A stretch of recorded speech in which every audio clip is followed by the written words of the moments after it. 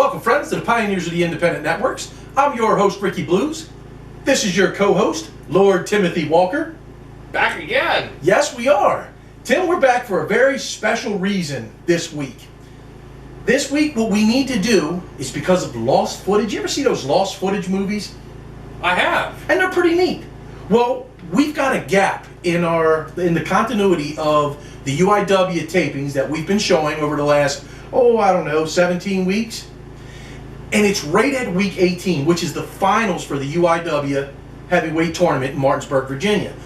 But since we don't have existing footage of the finals, what was the semis and the finals, we want to bring to you a little bit of discussion of review so that we don't leave you in a gap moving into our next card, which would have been January 25th, 1992, in the Parkville Armory where our champion was showcased. So we kind of want to fill in that gap, talk a little bit about what we've done so far, and just bring everybody up to speed. Sounds interesting to me. And what a shame to lose that footage. Yes. On the culmination of 17 weeks of television, when you're going to crown your first heavyweight champion. Exactly. And it's not only just losing the footage over time. There were some interesting things happened that night that led to a really, really different type of scramble at the kickoff of this tournament starting in week 16, which would have linearly been week 16 in the tapings for television. And I think that card that night in Martinsburg was called The Final Stand. That's exactly what it was, The Final Stand. And isn't that ironic? So let's take a look at a TV commercial that led into The Final Stand. The date, September 14th, 1991. The time, 7 p.m. The place, the Martinsburg National Guard Armory, Martinsburg, West Virginia. The event, The Final Stand, a special night to crown the very first Universal Independent Wrestling Heavyweight Champion. The fans have demanded it, and the UIW is proud to announce The Final Stand, a 16-man single elimination tournament to crown the very first UIW champion. See the top 16 stars of Universal Independent Wrestling square off for the honor and prestige of becoming the first UIW champion. Scheduled to appear: Max Thrasher, the Bounty Hunter, the Golden Phoenix, Neil, the Power Superior, the War Pig, Killer Hit Kirk Dredd, Hangman Harley Watkins, Sledgehammer McGill, Bad Thing AJ Fritzoy, Sexy Steve Valentino, and many, many more. Also just signed, the Cream Team battles Dixie Devastation in a Texas Deathmatch. It's Saturday, September 14th at 7 p.m. at the Martinsburg National Guard Armory. It's the crowning of the first ever UIW champion. Don't miss it.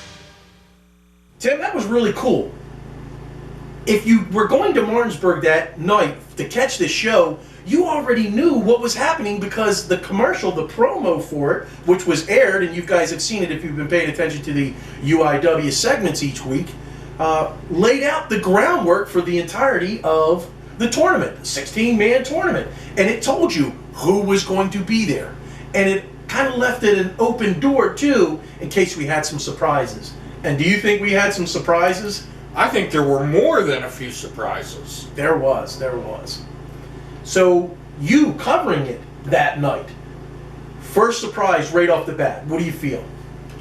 Well, the first thing, I get the impression that there's a really good crowd and a really hot crowd. Yes. That's been following the product. Right, Martinsburg. We just come from, I think, Steeltown, where the attendance was a little bit low for the last couple shows, and then into Martinsburg, where we've got 300 people that looked really, really nice on camera. We could have did some more with the camera to darken the background, put the contrast to the people up front, and made it look even more full.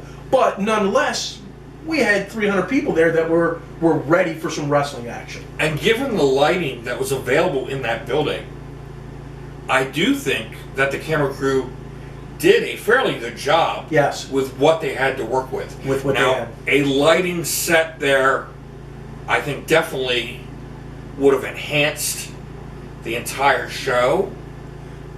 But for what it wasn't bad. It wasn't.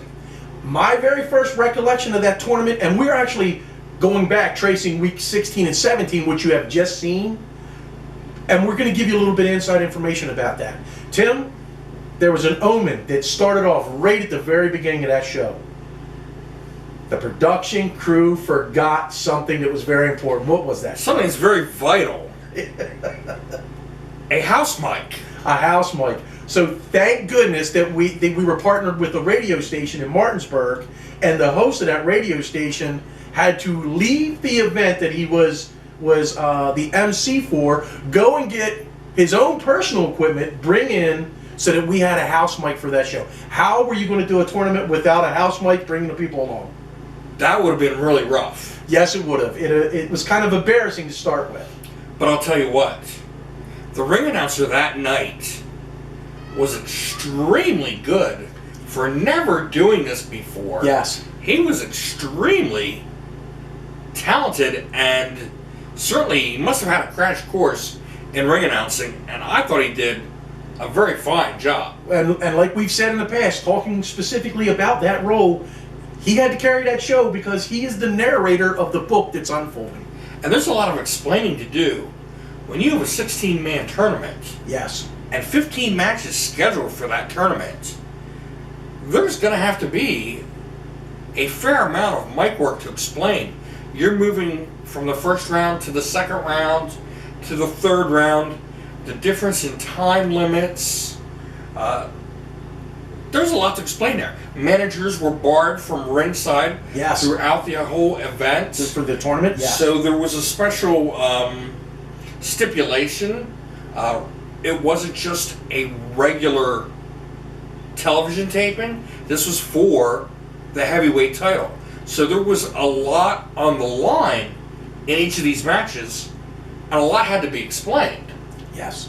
On Saturday, September 14th in Martinsburg, West Virginia, the final stand will take place. Axel Rotten and others from the UIW will come to your town for the first ever UIW heavyweight title tournament. You know all the wrestlers in the UIW, real big, tough guys, right? If words were weapons, they'd all be the heavyweight champion, because that's all they can do is run their mouth. But on September 14th, Axel Rutten's going to talk big, he's going to live big, and in Martinsburg, West Virginia, I'm going to have the big belt around my waist. Bet on it!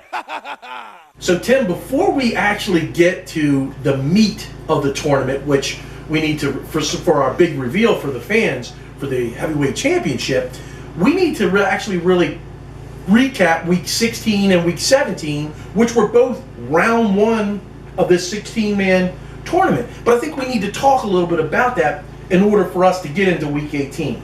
Okay. So in week 16, the folks saw Morgus the Maniac versus Kirk Dredd. That was a qualifying match.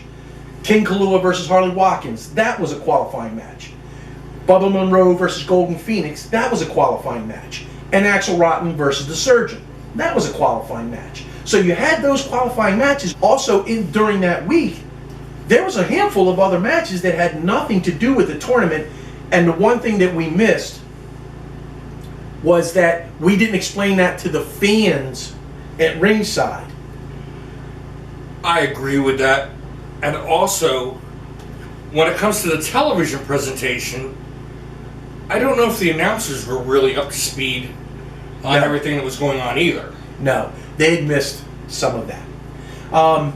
So that would have left, moving into a round two out of the week 16 TV, would have left Kurt Dredd facing King Kalua and the Golden Phoenix versus Axel Rotten. That would have been, on paper, how the tournament should have progressed. That was week 16. So we flash forward to week 17 to get the other side of the bracket moving forward. So we would have 4 other matches Yes. in the first round, featured in the second week of television from Martinsburg. Yes.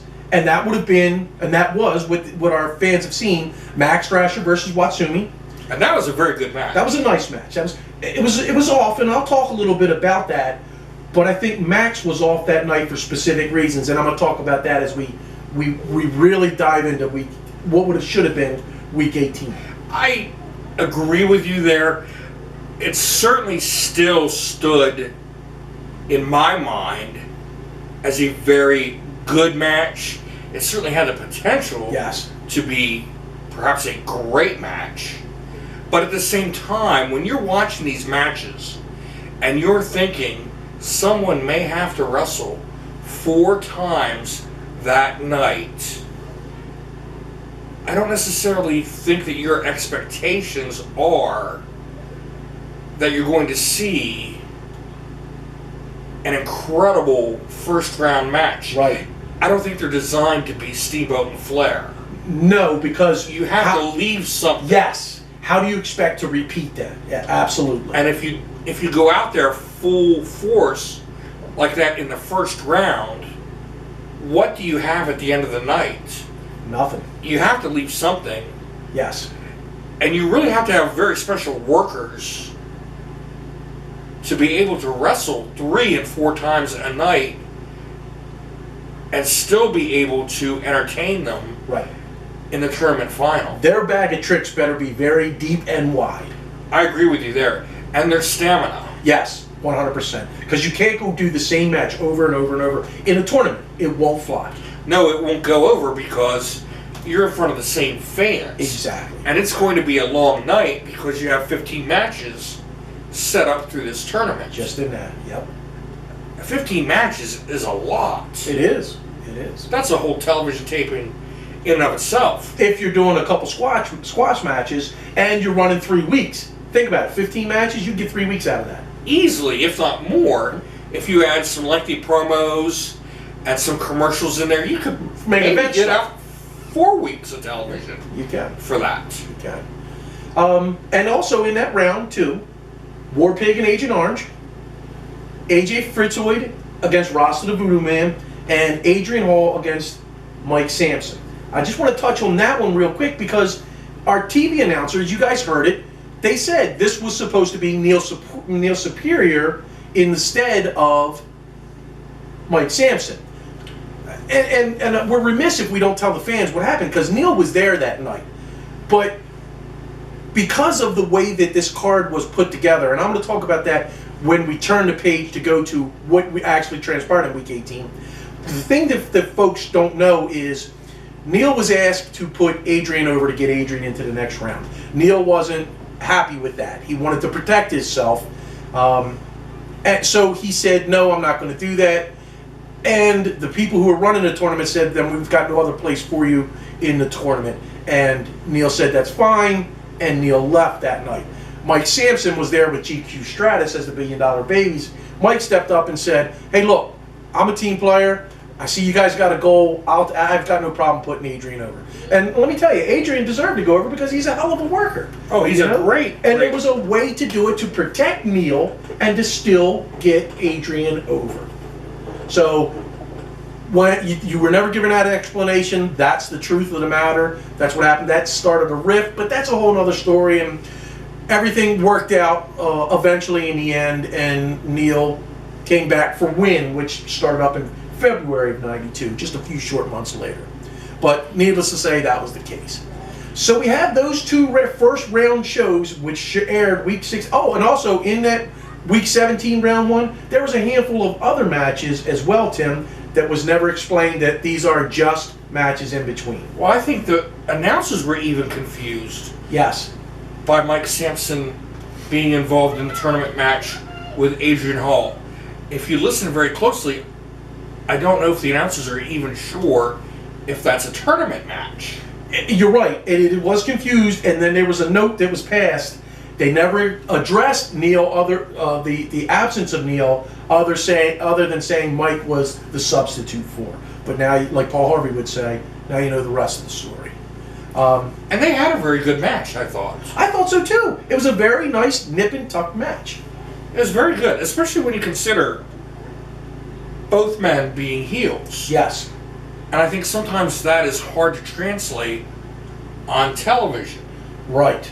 And also before a live crowd. Right. And I thought they did a very, very nice job of getting that match across. And I thought Adrian Hall moving on to the second round was very well deserved. After all the weeks that he wrestled at the opening of UIW as just Ed Hall. And then building that character slow. Right. And he constantly put people over week after week after week until his character slowly evolved into Adrian Hall from Greenwich Village. Yes. So he did deserve it. With that round, that would have left us then for round 2 would have been Max Thrasher versus Warpig and AJ Fritzoid versus Adrian Hall. Here in the UIW, we got a lot of guys here. We got Max Thrasher, who says he's a changed man. We got the Warpig, who's definitely a fat man. We got Rasta, who can't even say the word man. And you got me, the #1 man, Kirk Dredd. And come September 14th, in Martinsburg, West Virginia, down at the Armory, us 4 and 12 more guys are going to come to a single elimination tournament. You think, hey, the winner gets the belt. Think it'll clash? So Tim, I'm going to propose this. Let's examine a little bit of that AJ Fritzoid versus Rasta. Now, we saw, and our fans saw, that AJ goes over. But what I want to look at and propose is, let's flip the roles. Fritzoid goes over, everybody sees that, we get this. Let's just suppose that Rasta would have won over. Talk a little bit about the dichotomy that you could have thought of if we put Rasta over that round on Fritzoid instead of Fritzoid. And then he goes and faces Adrian Hall. Well, AJ Fritzoid started out as the top babyface in UIW. And then he turned. And he really was a top heel for several months during that summer in UIW. And Rasta was just getting his feet under him by working those matches where he would just destroy smaller opponents. Right. And he was really starting to establish his gimmick as the voodoo man, where he had the stick and, and the face paint and the powder in the corner. He was just starting to get that over, I thought. Right.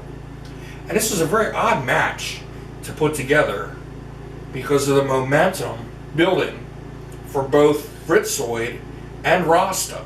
And both as heels. And both being heels. So it would be really hard to have a rooting interest in this match, but I really think if Rasta would have won that match, he would have faced Adrian Hall in the second round. And I think that would have been a very interesting match between Adrian Hall and Rasta, just given the fact of the dichotomy between the two. I think it could have been very entertaining. Adrian Hall, of course, much smaller than Rasta. They could have played that up a lot. And of course, Adrian's gimmick with the makeup and the paisley tights and his flamboyant character. I think that could have been a very entertaining match between this big, muscular, masculine monster of a man, Montego Bay monster, and this sneaky Adrian Hall, just a sneaky classic heel, and a character of all characters, certainly the most colorful character in the whole UIW. Yes. Adrian Hall.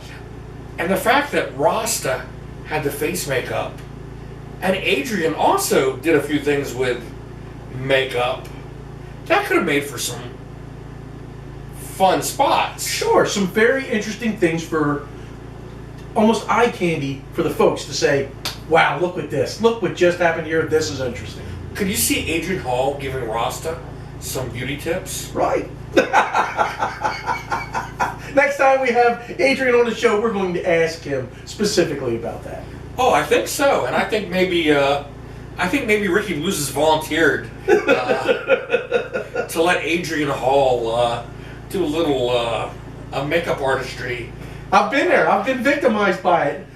As Watsumi. I think you'd look good in some rouge and some hearts drawn in one lipstick. Yeah, I've been victimized. So but can you imagine that with Rasta? Yes, Lester, I think would have looked great for Lester. It would have been an entertaining match. Yes, and it could have started something there as well. And it could have gone either way. Adrian or Rasta, either one of them could have gone over in that match. Yes, and it would have made for an entertaining. Yes. I can't even imagine what the fans would be yelling. Could be very fun for them. Yeah, but there'd certainly be a rooting section, I would think, for for Ross. I would think fans would, even though they're both heels, I would think the fans would have easily sided with Ross. I think Adrian Hall could have turned them easily to make something out of that match. And I always think a match like that would benefit from a clearly defined face and a clearly defined heel. And this could have been the moment that they turned Rasta face. Wouldn't that have been a nice twist in the tournament? That would have been. And if not a complete turn, it could have started something. Right. Saturday, September 14th, Martinsburg, West Virginia, National Guard Armory. I can guarantee you 3 things. 1, Hangman Harley Watkins will be there. 2, Hangman Harley Watkins will walk away with the championship belt. And 3, whoever steps in the ring with me will barely walk out. I'm going there for one thing and one thing only, and that's to take the championship belt and hurt people. If you don't want to see it, stay home. If you're brave enough to show up, you're going to see somebody get hurt and hurt bad. So we've set the table now for the second round. Yes. Which was scheduled to be Kirk Dredd versus King Kalua. Yes. Golden Phoenix versus Axel Rotten. Yes. And then the other 2 matches would have been Max Thrasher versus the War Pig. Yes. Minus Sonny Steele, since he's not allowed there. Manager's barred. And AJ Fritzoid versus Adrian Hall. Yes. Now, Tim, this is where it all changes. Everything changes for what would have shown up as the Week 18 footage. So let me bring you up to date on that round 2. Okay. When we arrived there that night in Martinsburg, okay, September 1991, Ed Zahn, Jeff Capo had built a certain product. Phil, Max Thrasher had built a certain product all the way up until that point. There was professional disagreements between Ed and some of the other folks there. Ed and Jeff left the product. They had a vision that was mapped out. When we get there that night, there is no Ed, there is no Jeff. Axel is running the show. That is a big shift. Yes. In how things are run. Yes. Because I think both sides have different visions Yes. of what the product should be. Right. So now we show up. Axel is running it with Phil. That's where folks would see that whole different look of Max Thrasher and didn't know why. Well, there was something going on in the background, but Max, being professional, did his thing, did what he was supposed to do. We knew we were in trouble that night because Axel was very frantic. It wasn't mapped out the way that it should have been for this big buildup. You've got 16 weeks of television building to this point, plus 3 weeks of Origin. So you've got almost 20 weeks of information building to this one tournament. And it really should introduce your biggest star. Yes. At the conclusion of this tournament, you'll have a champion, and that is who the promotion needs to be built around. It needs to be built around that belt, and who holds that your belt. flagship. And that's what Ed's vision was with Phil. We get there that night, and it's a nice crowd, but Axel's frantic. And he's like, we're losing the crowd, We need a dark match. And he grabs me and AJ, and I think you remember this, and before the tournament even starts, nothing that was aired for television, this is when he had to stall for time, too, to get the house mic and all that together. Watsumi the Rising Sun, AJ Fritzoid go out there, and they do a 10-minute Broadway. Do you remember that? That's how the show opened up. So you took 2 hot commodities. Fritzoid, who had turned heel and was building his program. Watsumi the Rising Sun, who was really ratcheting up, who was becoming a very earnest fan favorite. You throw them together as a dark match that's not going to be aired, not going to be part of the thing, and you say, we need 10 minutes, we need a Broadway, and I think that started the fans out in a bad way because they didn't know what was going on.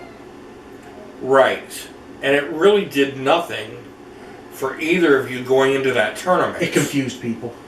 It will confuse anyone because they would think that that match is part of the tournament. Right, you got two advertised people, right, that are in that promo. Watsumi the Rising Sun, Bad Thing AJ Fritzoid. You put them together, you put them out there as a dark match, it doesn't matter, and now the folks are thinking, what is this? So we knew something was amiss that night. You also had a bunch of other matches that weren't tournament matches. And I'm not talking about the coal miner's glove match, what they needed to do, because that was a blow-off, right? That's your blow-off for the Cream Team and Dixie Devastation. You had to run that. And that's a tag team match. Yes. So it's easily defined as not being part of your tournament. Right. And the fact that they're having this hardcore coal miner's glove match in Martinsburg was a selling point to the fans who knew that they couldn't have this type of match in Maryland. Right. You knew that they could get color and do the things that made it visceral, more visceral. So you got that in there. But then you have the sprinkling of other matches that confused people as well. And it did something else. So what happens, folks, is round 1 for week 16 goes off, round 1, week 17 goes off. Round 2, the matches that we said, they don't go off. They completely gloss over those matches because we ran out of videotape 35mm reels. They didn't have enough because they put all these other little sub matches and things in, and now all of a sudden they're left with the decision. Do we continue to roll tape and take a chance that we get to that championship match so that we can herald our flagship, or do we shotgun the tournament? Very important portions of the tournament, the second round, go right to the semis that lead into the finals, and play it out somehow on television, you know, with the backstory of the skipped round 2 matches. So it was. How can you do that? Exactly.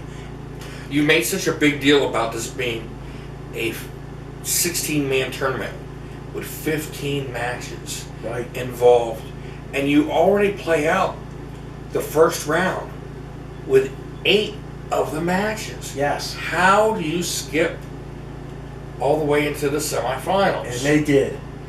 That I don't understand. I never will either. So folks, that week 18 TV reel, you would have seen King Kalua versus Phoenix. So the Dread and Kalua match, Kalua goes over. Phoenix and Rotten match, Phoenix goes over. They never did it. They just said it. So you have now Kalua versus Phoenix. What did they do? Phoenix. Roll dice in the back? Well, they knew where they wanted to get to. I know, but how do you explain that? Oh, yeah. I mean, it's... And they didn't. And the Martinsburg crowd was like, huh? What? Everyone knew that something was amiss. Something was wrong. Yeah, everyone knew that they may not have realized what exactly they missed, but they knew they missed something. Well, and remember, the promo that was given out that night, the program, not promo, the program had a tournament bracket, much like what we're looking at here, the entire tournament bracket. So those who were in the audience taking notes, writing it down, are saying to themselves, that don't make sense. What happened there? That doesn't make any sense. And then, on the other side of the bracket, the Thrasher and Warpig match that was supposed to go on didn't go on. Warpig they moved him into the semifinals. The Fritzoid Hall match that was supposed to go on didn't go on. They just moved AJ into the finals.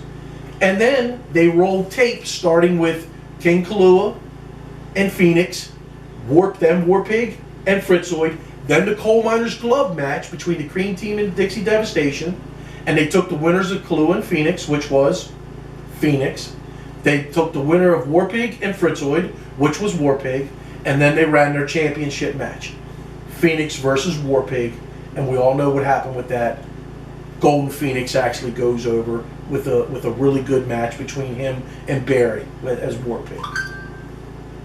It's just a shame that they cut out 4 matches. Essential matches. From that tournament.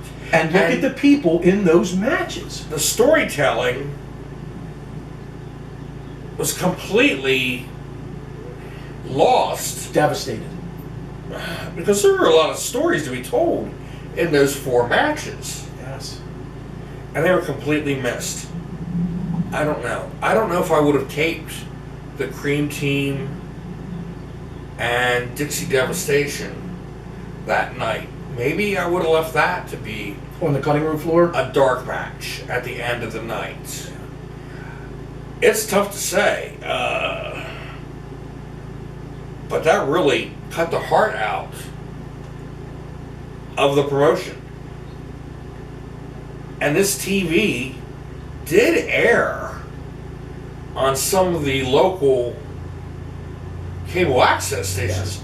It never aired on WJZ. No, it aired in Martinsburg, West Virginia. It aired in York, Pennsylvania. So, unfortunately, this was the beginning of the end. Yes, it was. Martinsburg, West Virginia, you're in for something like you never seen before. Dixie devastation at its fullest and finest. First, the Cajun Brawler Bubba Monroe will be the first UIW heavyweight champion. And then, Texas Death rules. That means pinfalls don't count, no disqualification, anything brought to the ring, come as you damn well please. Cream team, I'm gonna hurt you, just gonna take you down. An important point that you have to remember is, this isn't when everyone had cell phones that you could tape off of, or digital cameras. You had to have the right equipment. Yes. You had to have the tape. If you didn't have this, you didn't have the technology to put together a television show. Right. This was running on those shoulder-held cameras by way of an XLR cable into a switch box for the audio, into a truck that was running 35 millimeter reel film, celluloid. So you have a large 35 millimeter reel of the footage for that night. And you don't bring enough to capture everything. Your biggest buildup of the year, and you don't. That night was, just think about it, Tim, from the very beginning. Sound guy forgot the sound equipment. Not enough reels. They shotgunned the middle of the tournament. It was. The writing was on the wall. It was very painful. It was falling apart. It was. And you said about Axel being frantic. I don't think I've ever seen Ed Zahn No. frantic. No.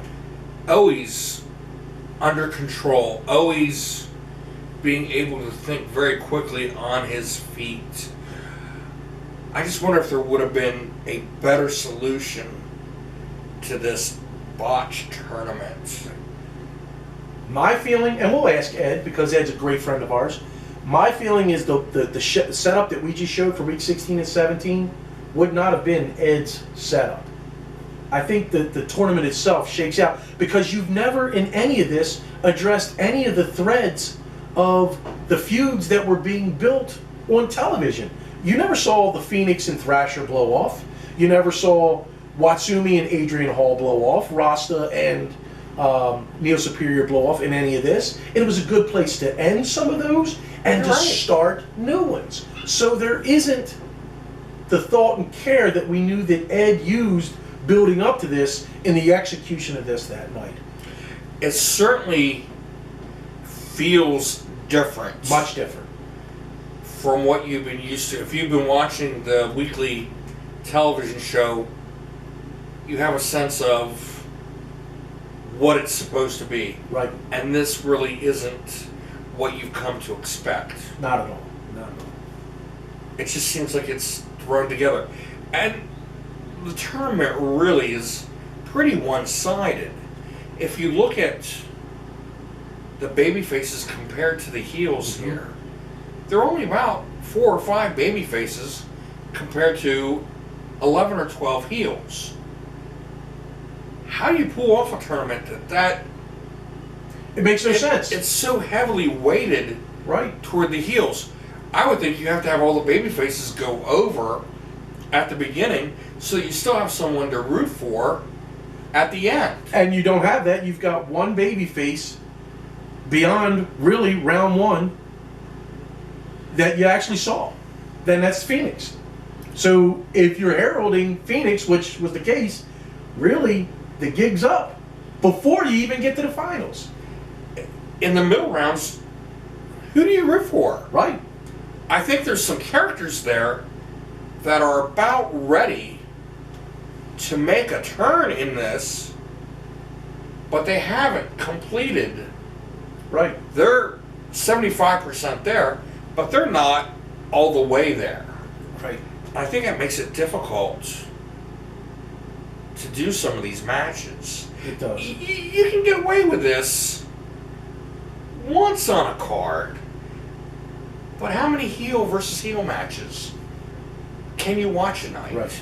And look, to make the tournament believable, you're going to wind up with a couple heel versus heels, and even a face versus a face. You don't have that here at all. Where's a face versus a face match? Well, you don't have any room for that. You only have 4 or 5 Right. baby faces, so you wouldn't want to do that because...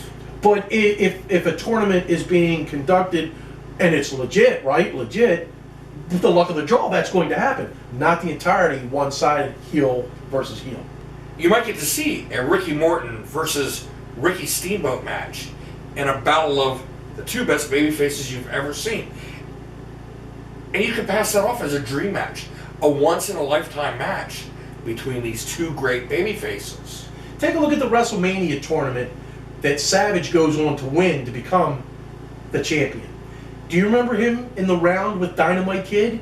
What an awesome match Savage and Dynamite Kid was. Dynamite hits him with the superplex from the top rope. Savage grabs the legs and gets the pinfall on Dynamite. What a great way to push him over, and what a match to sit back and say, that was a once-in-a-lifetime experience. You had the opportunity to do it here, and you didn't. Exactly. It seemed like a lot of lost opportunity here. And it's really sad because this promotion was really moving It was. in the right direction, and all of a sudden, it seems like it comes to a crashing halt. It does. The date, September 14th, 1991. The time, 7 p.m. The place, the Martinsburg National Guard Armory, Martinsburg, West Virginia. The event, the final stand, a special night to crown the very first Universal Independent Wrestling Heavyweight Champion.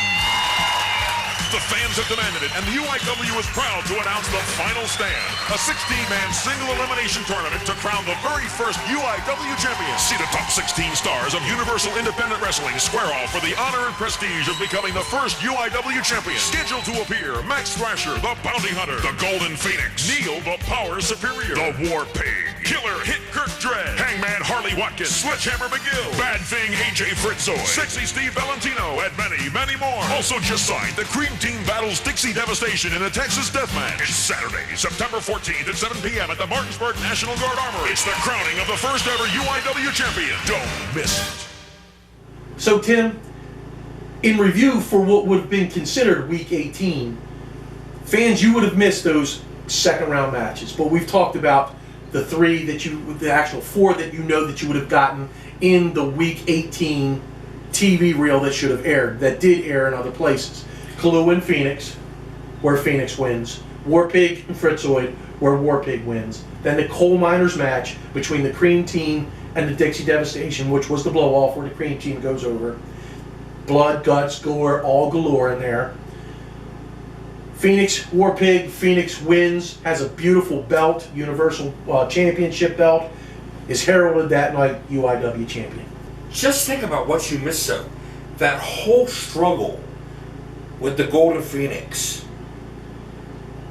making it past Bubba Monroe, who's one of the dirtiest brawlers in the game. Right. And then that match they should have had with Axel Rotten. Yes. They could have had a match where the Golden Phoenix got beaten on and came back. Built and up the sympathy for him. Exactly, and comes back and scores an upset win over Axel Rotten.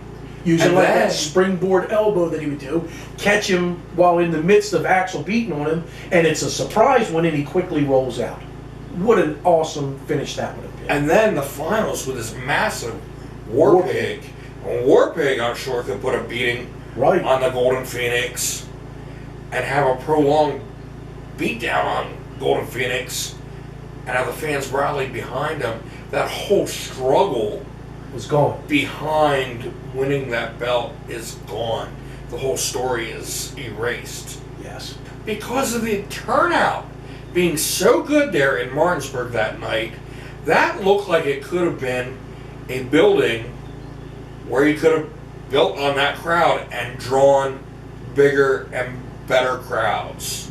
And 300 at that time, for this lineup, I thought was a fairly good show for a Saturday night in September up against high school football. I thought they did very well. I thought it was built up very well. The build-up was those great. promos and those commercials built this up to be a special night. And unfortunately, well, think of what could have been. If you hit this tournament the way that we talked about hitting the tournament, you send that crowd home on fire wanting more. But you didn't. You sent them home scratching their head saying, what the hell happened to round 2? Yeah. You know, like, so we you got lose cheated it. out of something. Right. With week 18, that footage is out there. It's out there somewhere. We don't have it. We don't have the originals.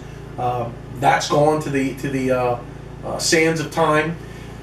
You look at the TV commercials that were with week 18, that were with week 15, 16, 17, and which would have been week 18. They were promoting October 5th for the Hanover National Guard Armory. And there were obviously matches set up for Hanover. Which would have been built here in Martinsburg. Yes. And they didn't take place. So the matches that were scheduled for Hanover really didn't make any sense. No. Well, the Hanover card does go off October 5th. I think it was October 5th. Hanover Guard Armory does go off. A bunch of us were there, but there was no videotape. It wasn't shot for television. It just went off as a regular card, as a house show. It was an odd house show. Very odd. It was disjointed. There was nothing linear about it. It was very disjointed. Wasn't a great hot crowd. Even though it wasn't for television and it was a house show, it kind of had that feel like it was supposed to be a television Supposed taping. to be. And obviously, it was supposed to be a television taping. Right. If they were still on WJZ, they would have needed that footage to continue the weekly program. Saturday, October 5th at the Hanover National Guard Armory in Hanover, Pennsylvania. The UIW presents professional wrestling like you've never seen it before. Universal Independent Wrestling. The UIW brings you the biggest, baddest wrestlers in the country. Featuring Max Thrasher versus Bad Thing AJ Fritzl. Axel Rotten versus The Surgeon. In the Tennessee Coal Miners Glove match, it's Dixie Devastation versus the Cream Team. And you've got to be at the Hanover National Guard Armory to see a special challenge match. Dave the Wave versus Kevin the Truth Casey. Killer Hit Kurt Dredd versus the War Pig. Plus special appearances by Hangman Harley Watkins, the Golden Phoenix, Watsumi the Rising Sun, the Insatiable Adrian Hall, and many, many, many more. As UIW Pro Wrestling comes to the Hanover National Guard Armory, 51 Clearview Road in Hanover, Pennsylvania. Tickets are just $8. Children 13 and under only $5. Saturday, October 5th, 7:30 p.m. at the Hanover National Guard Armory. Be there. That whole thing in Hanover was thrown together Haphazardly. to put it nicely. Right. Which leads us to, there was no November show, there was no December show. It looked like it was about to implode, but it didn't. Right around the corner, we shot more television footage.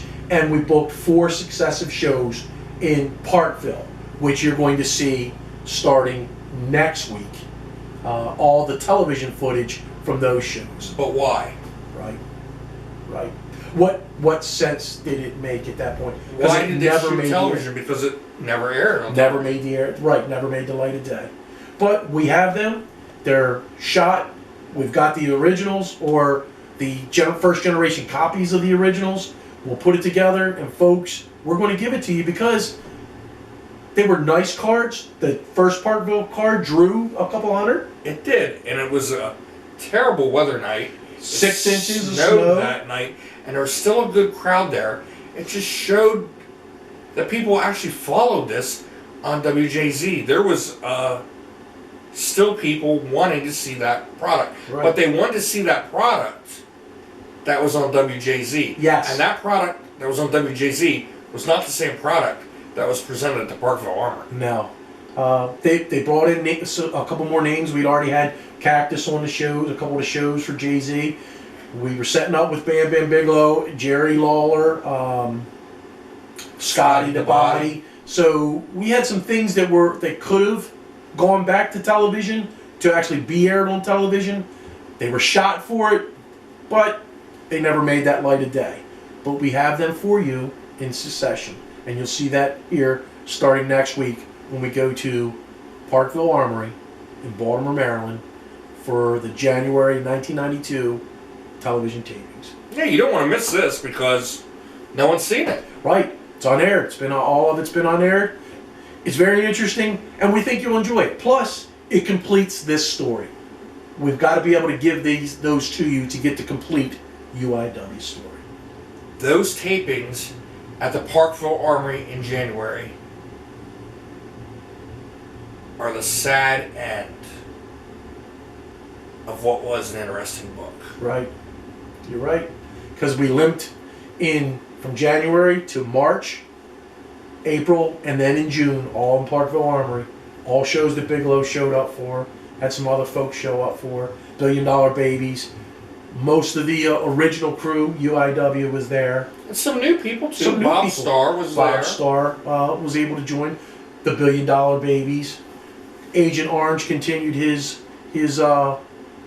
attack. We got to see Ramblin' Rich. Ramblin' Rich. Oh, and as a matter of fact, Ricky Blues came out from under the hood and was no longer Watsumi. Ricky Blues went to become Ricky Blues. So you'll see Ricky interesting. Blues. That was. And the mantle of Watsumi the Rising Sun went to Ken Martin, who picked it up. Completely different types of characters. And the funny thing, and I say this wink wink into the camera, is when you see Ricky Blues, you see all Watsumi's moves. There is a little bit of a difference between Ricky Blues the character, Watsumi the character. Visually, there was a big difference. The mechanics of it, it's hard to hide the things that was being done there. You could tell the difference. You could tell, but it was done on purpose. But you could, speaking of that, Jimmy Janae, another guy that shows up, comes from ECW, you know? Or at that time was TWA, right? Tri-State. Well, it was at the very end of TWA. Yep. And the beginning of Eastern Championship Wrestling, where they were running cards at the Mike Schmidt Sports Bar in Philadelphia. Yes. But I think it's interesting for our fans who wanted to see the complete story to tune in for the next few weeks, because we have that TV footage that we're willing to share with you to complete this story. I think it'll be interesting. Wait till you see the difference in the product. Yes. Yes. We'll let you decide what you think about it. So stay tuned to this station for all UIW wrestling action.